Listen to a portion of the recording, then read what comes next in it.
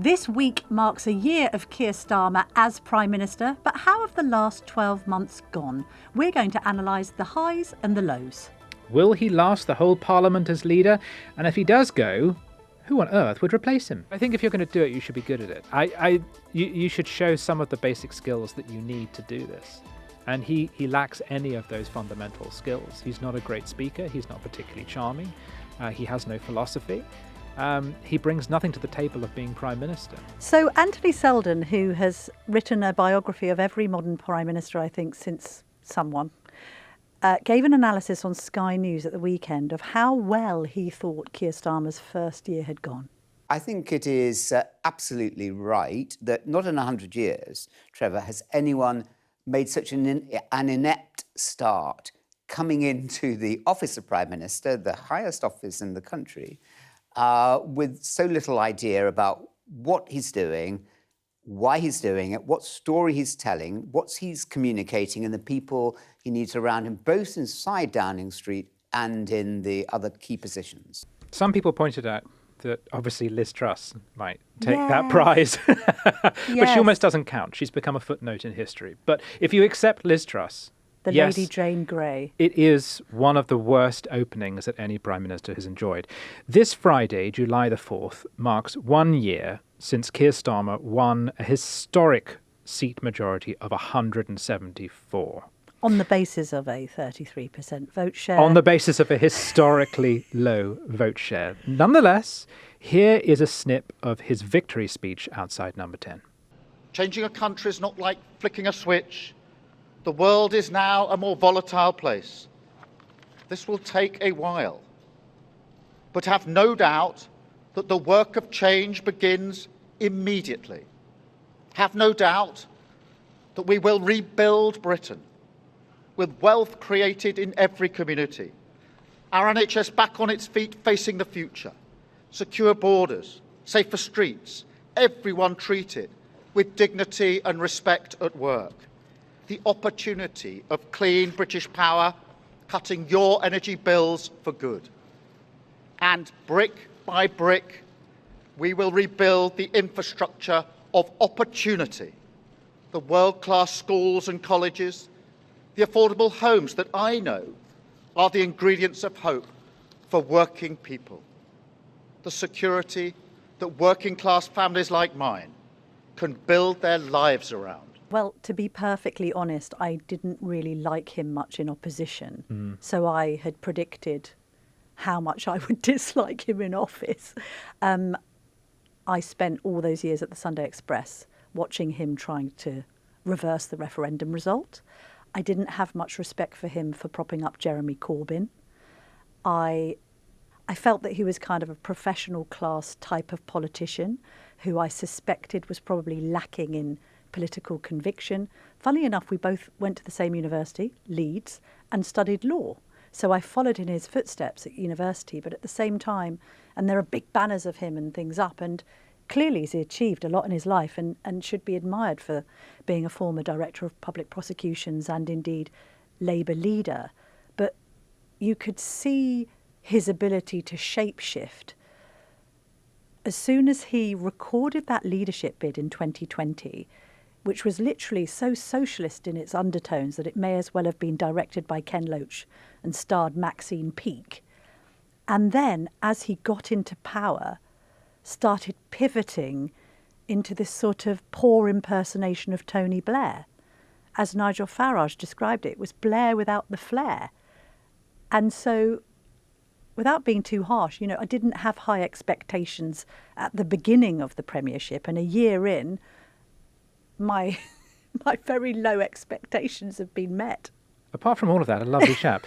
Look, I think he probably is a fundamentally decent man, and he probably does want to make a difference, but I didn't find him convincing then, and I certainly don't find him convincing now. It is worth remembering how many times he's been reinvented. He was a Corbynite, as you said. He did win the leadership of the Labour Party, promising to see through the Corbyn 2019 manifesto.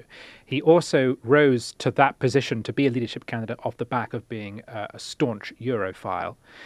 So his transformation in the course of opposition and the election campaign into this pro-Brexit patriotic Labourite whose dad was a toolmaker. Let's never forget that. Was he? Let's never forget that. I didn't realise. But I was in Downing Street the day he was elected, and I had a slightly different take on it. In fact, I congratulated his head of press there on the street and said that's one of the best speeches I've heard outside Number 10, because I thought he was trying to strike exactly the right tone.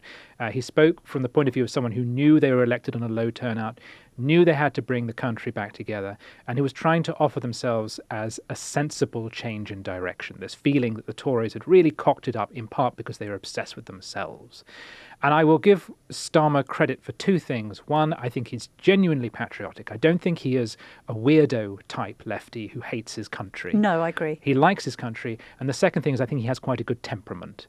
I trust that he will not panic in the event of an emergency. He knows where all the pens are.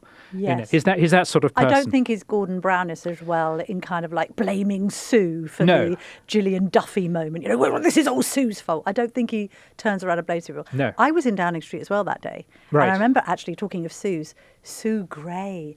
I was just watching not really the Prime Minister and his wife. I was watching all the people around them. Yes. One girl in press started crying. She was like waiting for that moment for such a long time that it all overwhelmed her. And then I just could see Sue Gray. Yes. Such a powerful figure at the time, people gravitating towards her because she clearly had Keir Starmer's ear. Yeah. Of course, that didn't last very long. No, none of this has lasted very long. And that day on Downing Street has turned out to be the high point in his premiership in terms of polling. And today, I find this extraordinary. Of all the prime ministers since Margaret Thatcher at this point in their leadership, only Gordon Brown has polled worse in approval ratings than Keir Starmer. Yes. And you've got to remember, to defend Gordon, there was the credit crunch. Yes. So there was the great gold giveaway as well, of course. He did, but in terms of his premiership, he had good reason to be polling so badly. In that time, the polls have completely turned around. Labour is now polling in some places third place, not just second. He's being beaten by Nigel Farage, which just seemed impossible from the point of view of the general election. He has had to sack or let go or say goodbye to some key advisors. You mentioned Sue Gray.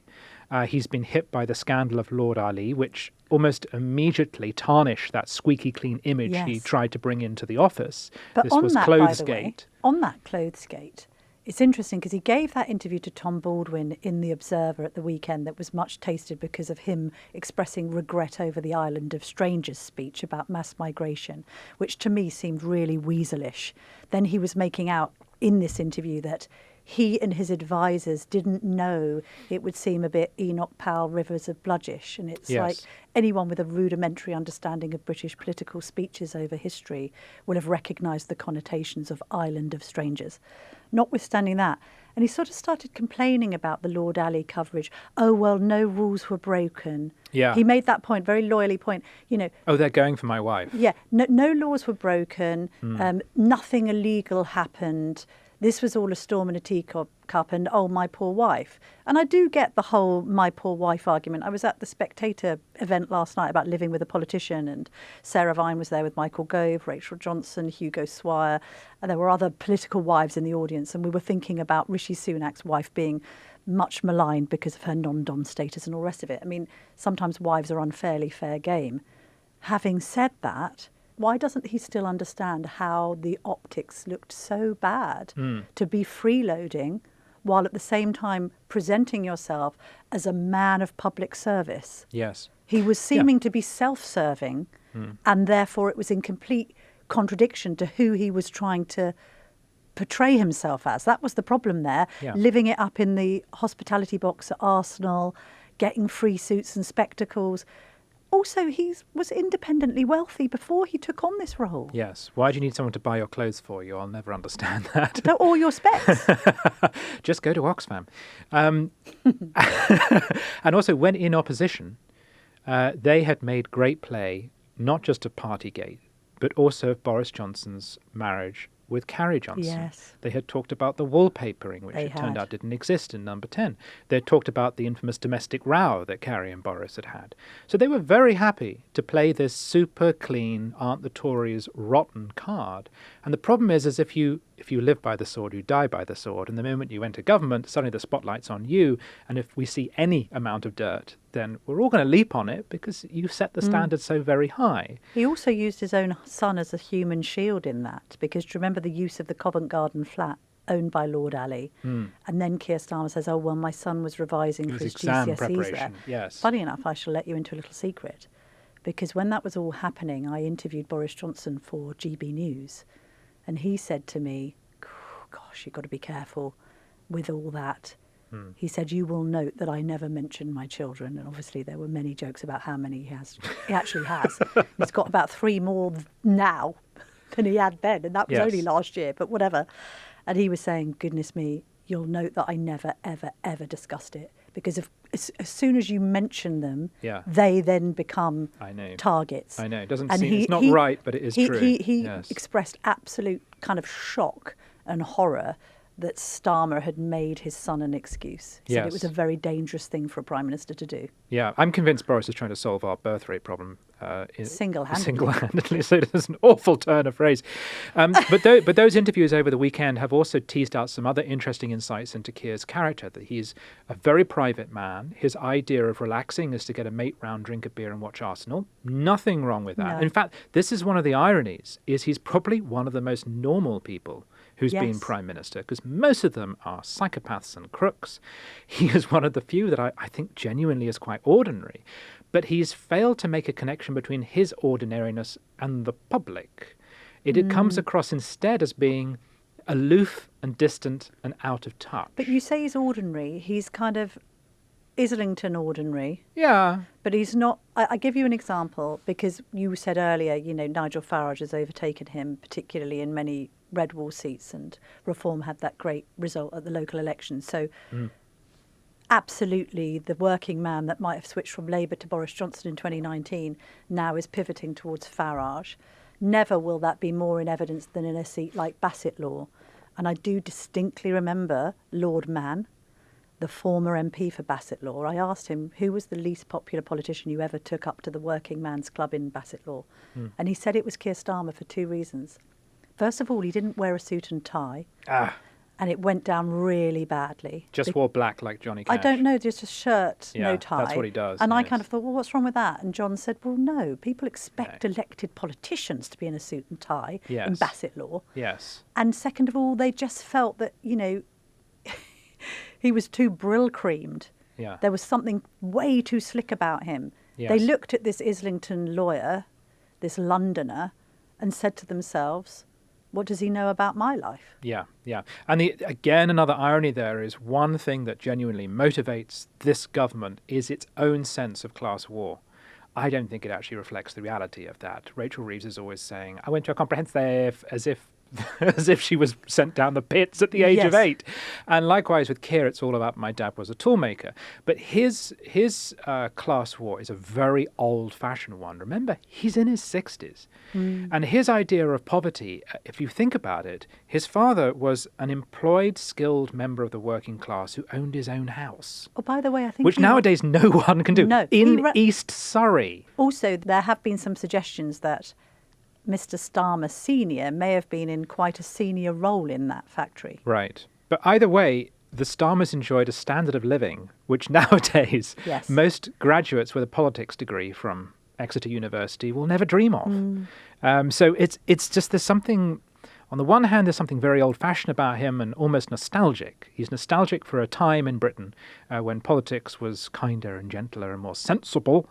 And he looks, but he's unable to communicate that to the people. And who's he being beaten by? He's being beaten by what he regards as a fake man of the people, Nigel Farage. Yes.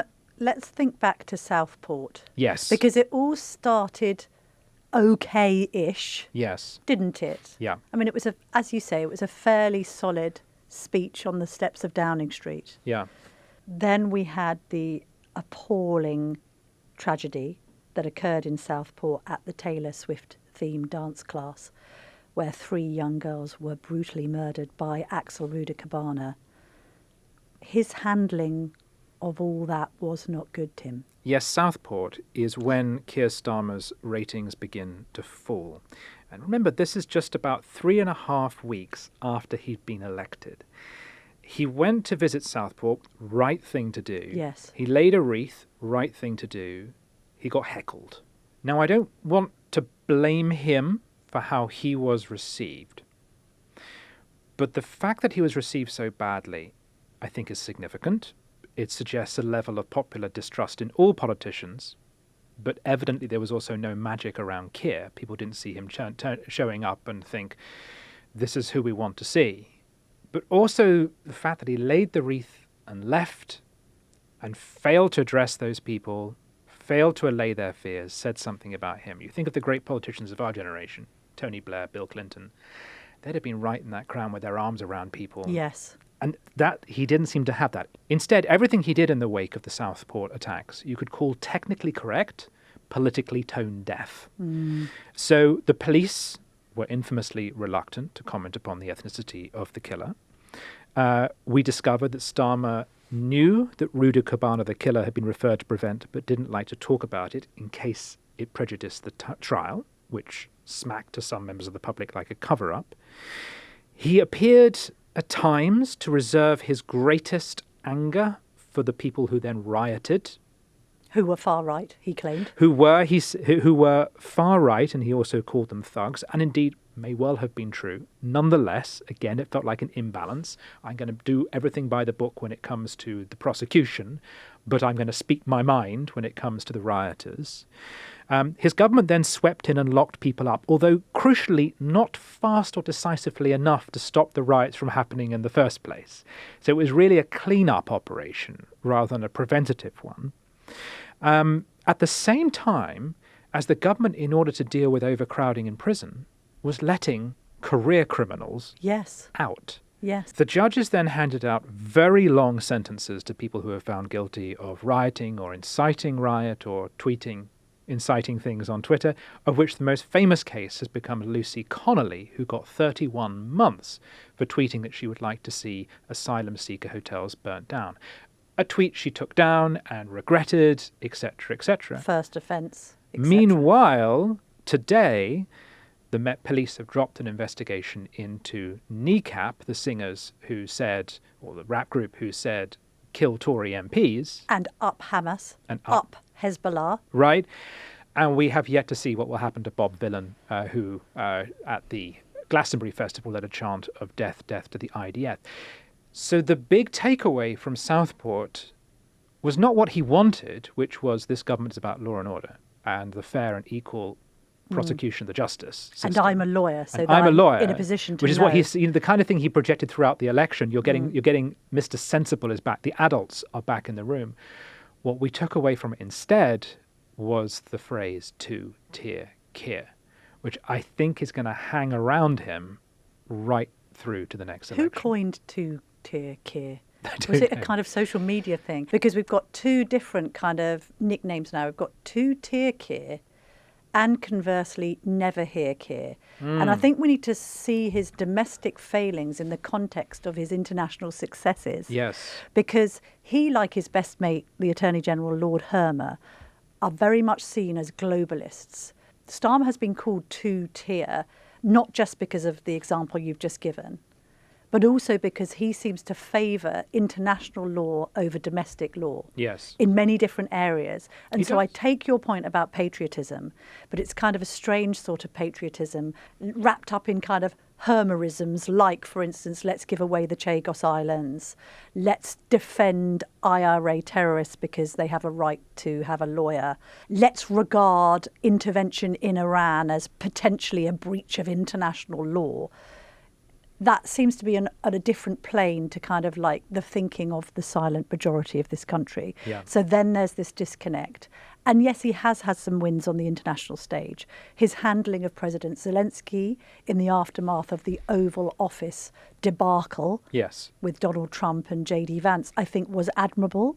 His managing of the relationship with Trump, using actually the king as, pardon the pun, the Trump card and rolling out the red carpet for the state visit in a bid to ameliorate this massive ego across the pond, has been quite skillful.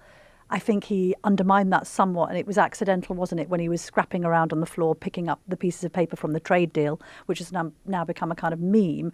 I don't see him in the same way as people saw Tony Blair as George W. Bush's poodle, because, of course, he hasn't full-throatedly supported the US.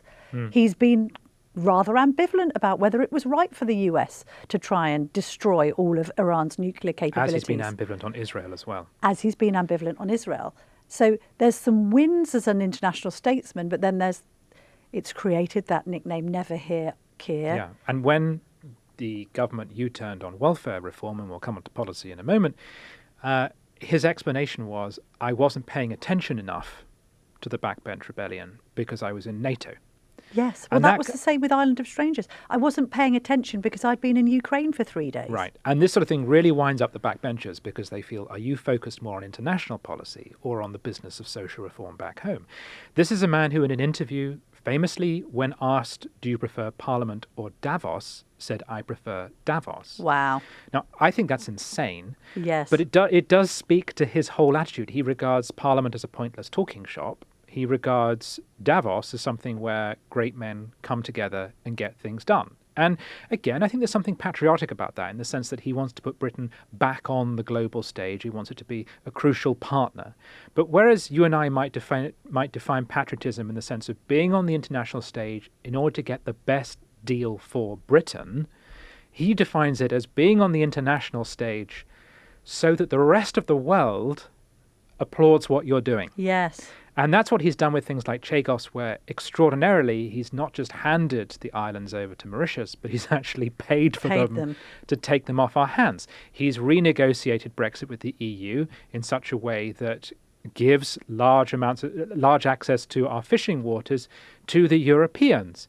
So in everything he does, he's happy to give things away. He's happy to see Britain lose out because what he's buying is Keir Starmer being on the global stage, shaking hands with people and looking like he is a serious player. Yeah. I mean, this is Chamberlain versus Churchill.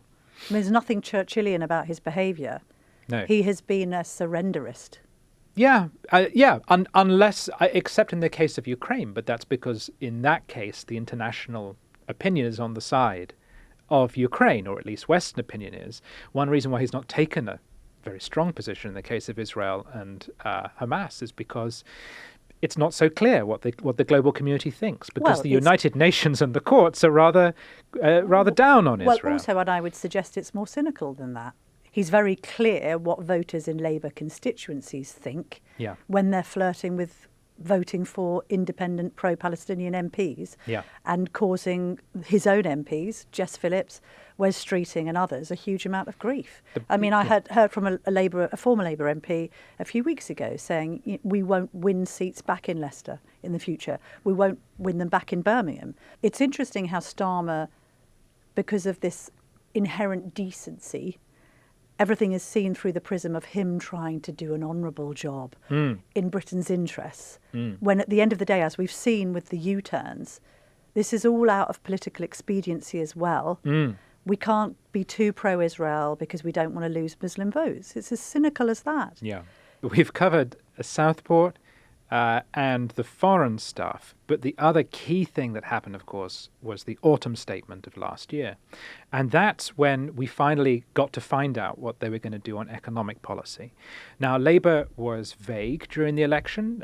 They said there will be tough times ahead, but we will act in a fair and decent way, yada yada, and they had certain pledges they were going to stick to. But no sooner had Labour been elected than Rachel Reeves discovered a £22 billion hole in the public finances now. Not in the future, but now. £22 billion of spending this year that was covered up by the party opposite. Labour had always said it would be difficult, but £22 billion, the public didn't buy it. And they didn't buy it in part because at the same time as it said it needed to find those savings, it also raised taxes by almost double that, and it borrowed more, and it did some cuts, and it spent massively on public sector pay. Yes. Pay rises. Hasn't averted the strikes, though, has it? It has not. And the thing with the public sector is no matter how much money you give them, they'll always say, I think I'm entitled to a little bit more. Yes. And the public, by the way, was getting increasingly frustrated. I know this whole idea that because they have union paymasters, that anybody who is remotely left-leaning will sympathise with the idea of giving doctors, nurses and teachers more money. Yeah. I'm just not sure that's true post-COVID. And when ordinary people are dealing with the cost of living crisis still, it's all very well that inflation has technically and mathematically come down.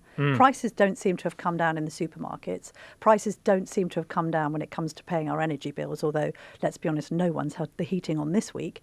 And prices haven't seemed to come down when it comes to just everyday things. Get a workman in, get some plumbing done.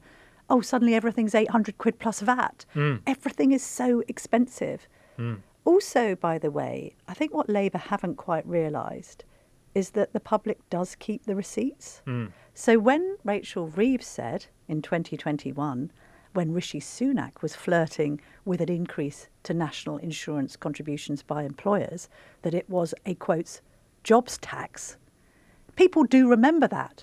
When, a few years later, she does exactly that and pretends it isn't a jobs tax and keeps on wagging on about the fact that they haven't taxed working people because they haven't increased their own individual NIs along with income tax and VAT, people go, no, I'm sorry, Rachel from Accounts, but we've done the maths on this and you have actually taxed working people indirectly. They can see it very clearly.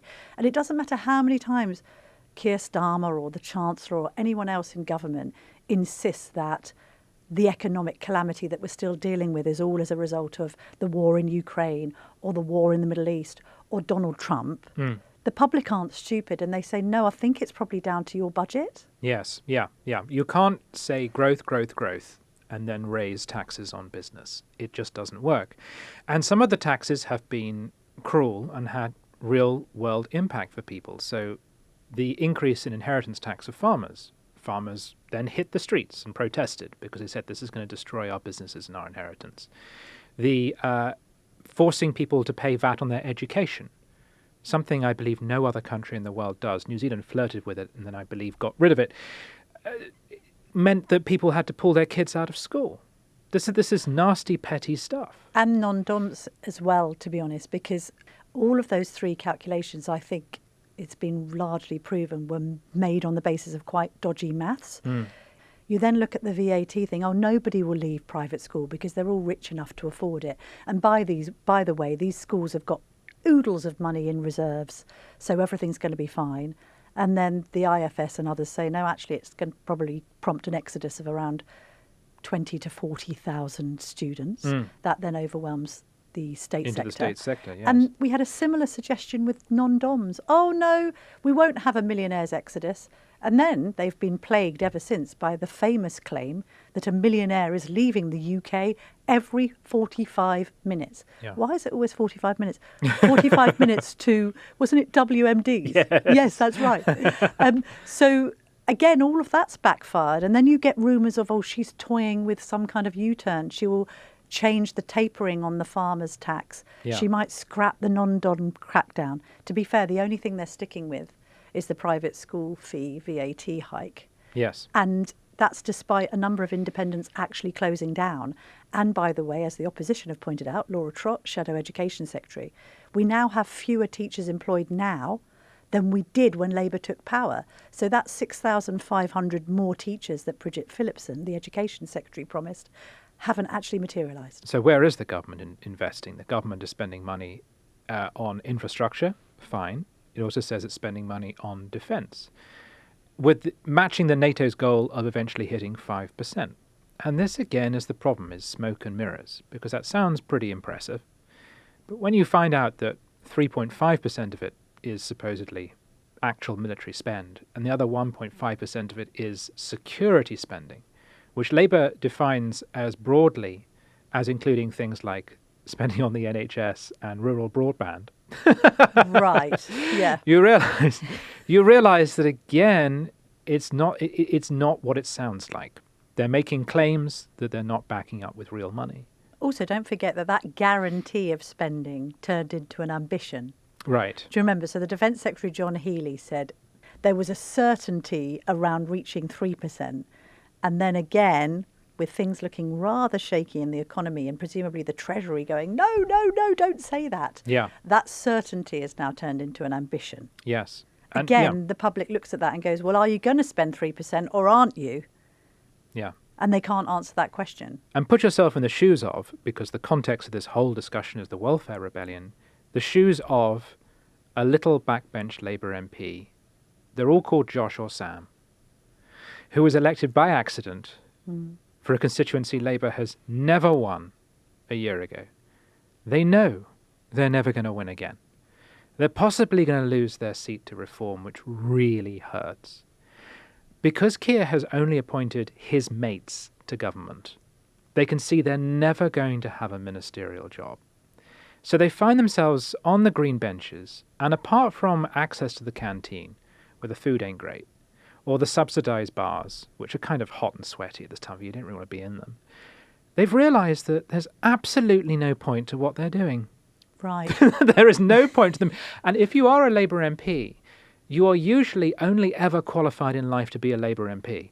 These are not normally people who can just leave and go back to running a business or... Well, they haven't run a business in the first place. Right. There are quite a few of them teaching schools. But my point is, backbenchers are now asking themselves, who is this man who's running us? What is the point? What am I here to do? And what they find themselves doing is raising defence spending, buying more nuclear bombs, or at least planes that could theoretically carry nuclear bombs, while at the same time being asked to cut welfare. And that is the point at which people start saying, no. If you're just using me as voting fodder, I'm not going to put up with it. I may just as well take a stand or have a bit of fun and push back against the leadership. And that, I suspect, is why you're starting to see a rise in the numbers of MPs rebelling. But do we think his leadership is in jeopardy? So this is the big interesting question, is has this been a turning point? And certainly some journalists have been quoted as saying, I have spoken to someone who says we don't believe he can last the full Parliament. If that were the case, there are plenty of other people who would like the job and seem to be permanently auditioning for it. They just sit by the phone waiting for your programme to call. Well, Angela Rayner. She won't come on my programme, but go on. Oh, will she not? No. Wes Streeting. He will. He will. Enthusiastically. So there are plenty of people, and of course Bridget Phillipson would also, believe it or not, Bridget Phillipson really fancies her chances of being the next leader. To be fair, she will also come on my programme. Oh, And there you come go. on in the flesh to have some bants over private school VAT fees. So there are people who are Yes. certainly calculating and positioning themselves in the eventuality of Starmer stepping down. But having said that, I think we should be very cautious about this talk because the man is still on a historic majority. I was going to ask you who was the Tories' worst nightmare to lead Labour instead of Keir Starmer, but that's not a relevant question anymore. It should be who is Reform's worst nightmare, don't you think? Yes, yes. Who is it? Is it And Rayner? I'm not sure they think in those terms because they're on a kind of a crusade. I Yes. don't think they're making They don't care calculations like who's that. leading any They just party. believe they just need to stick to doing what they're doing and they will eventually win. Presumably Angela Rayner, because Angela Rayner is supposedly wildly popular in the Red Wall. I'm not quite sure why. Is but she, though? I don't know where that comes from, but she certainly believes she is. She's not more wildly popular in the Red Wall than Nigel Farage, is she? I think from a journalist point of view, I would love Angela Rayner to be Prime Minister of this course. country. I think it would be so Obviously. good. I suppose she looks wildly popular in the Red Wall compared to Keir Starmer. Yes. I don't know if Wes Streeting is wildly popular in the Red Wall, is he? No, and this is a key thing. If you poll Labour Party members, Wes Streeting's not really very popular at all. The Labour MPs who members like are Angela Rayner, but most of all Ed Miliband. Oh, Ed Miliband. And that's because Red Ed is the one person in this government who does seem to be doing things. Yeah, and he is red. And he is There red. is no doubt in And his he is redness green. or his greenness, yes. And because he has experience of government before, he's known which buttons to press and which levers to pull to get things done. So Ed does have experience, he does have achievements that he can point to. You know who I tell you one group of people that seem to like Wes Streeting, and that's Tories. Yeah. Quite a lot of righties say, I wouldn't mind Wes Streeting. Yes. He's one of those people, isn't he? Yeah. You know, good media performer, has kind of flirted with the idea of quasi That's very true. But what did you... privatisation of the NHS, even though he pretends he doesn't. But when Bob Villan, ridiculous person, said death to the IDF, what did Wes Streeting say when he was asked about it? Yes, he said that Israel needed to get its own house in order. And why did Wes Streeting say that? Because in Ilford North, he nearly lost his seat to Islamist candidates. Exactly. So even Wes Streeting has to keep an eye on what's going on in his constituency. So I'm not sure that...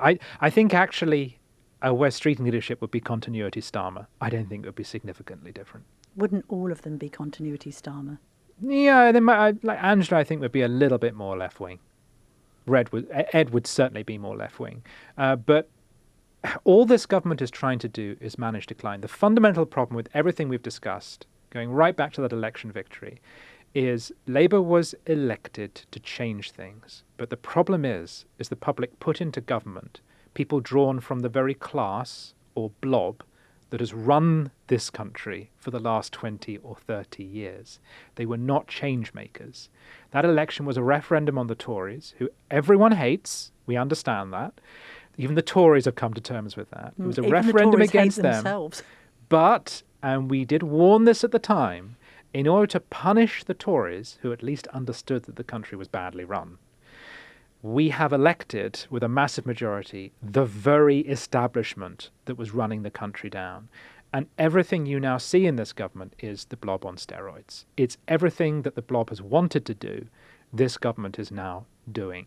That's not change, that's more of the same and worse. Okay, so if Starmer 1 Year, the movie, was being reviewed by us both at the cinema, how many stars out of 5?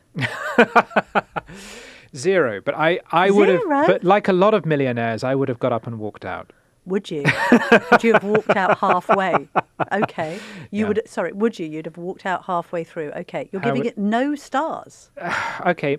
No, actually, I don't agree with... I can't think of anything I've agreed with that he's done. Yeah. I mean, I don't know. I just perhaps give him 1 star for having a go. Right. I mean, right, for effort. I do admire people that take on the job of running the country. I mean, it can't be easy, can it? Yeah, that is true. Yeah, but I think if you're going to do it, you should be good at it. You should show some of the basic skills that you need to do this. And he lacks any of those fundamental skills. He's not a great speaker. He's not particularly charming. He has no philosophy. He brings nothing to the table of being Prime Minister.